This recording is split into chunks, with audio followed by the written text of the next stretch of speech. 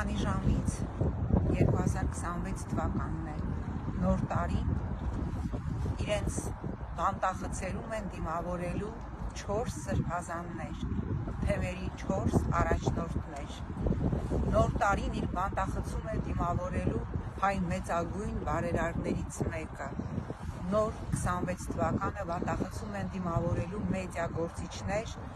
Նարեկ Սամսոնյանը, Վազգեն Սաղաթելյանը, ընդամենը ազատ խոսքի համար, աբսուրդա, հետույք բառը օգտագործելու համար մեդիա գործիչները կալանքի տակ են, 2 ամսով կալանքի տակ են եւ դեռ հայտնի չէ նրանց կալանքի ժամկետը ինչքան կերկարացվի, իսկ վեհափարի գլուխը ջարդելու կոչ անողը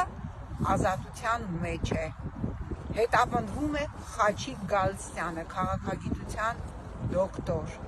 Բազմաթիվ քաղաքացիներ ֆեյսբուքյան գրառման համար կանչվում են քննչական կոմիտեներ, անգամ ինչ-որ մեկի գրառումը լայքելու համար։ Նարեկ Սամսոնյանը եւ Վազգեն Սաղաթելյանը ազատության մեջ են, իսկ նրանց դեմ քրեական գործ հարուցածը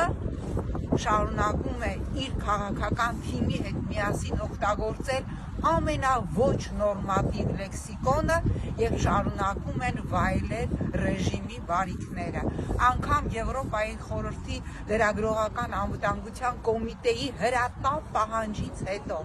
ազատ արձակել Նարեկ Սամսոնյանին եւ Վազգեն Սաղաթելյանին, ռեժիմը շարունակում է անարձագանք թողնել Եվրոպայի խորհրդի կարևորագույն կառույցի պահանջներից մեկը։ Ինչու? Որովհետեւ Նիկոլի օգտագործած տերմինոլոգիայով եվրոյոնջաների համար այս ռեժիմը այն կատարյալ գործիքն է, որով իրենք մեր ռեգիոնում լուծում են իրենց աշխարհաքաղաքական խնդիրները։ Ես չեմ ուզում լինել վատատես, ես ուզում եմ հավատալ, որ մենք թույլ չենք տալու 26 թվականի հունիսին այս ռեժիմի վերարտադրությունը, որովհետև դա լինելու է Հայաստանի պետականության ավարտը։ Եվ գիտեք,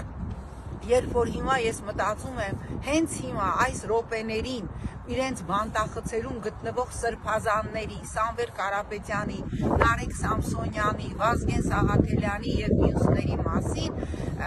ինչպես սրբազան Աջապահյանն էր ասել, իրենք շատ ավելի ազատ են, քան այս ռեժիմի ցանկացած ներկայացուցիչ, ով իր վախերը հաղթահարում է ահա այսպիսի բռնապետական քայլերով։ Ես ուզում եմ հավատալ, որ առաջիկա տարում թեկուզ դժվար, բայց մենք կարողանալու ենք ասել, միասին մենք կարողացանք բռնել այս ռեժիմի ձեռքը եւ կանգնեցնել Հայաստանի պետականության վերջնական կորուստը։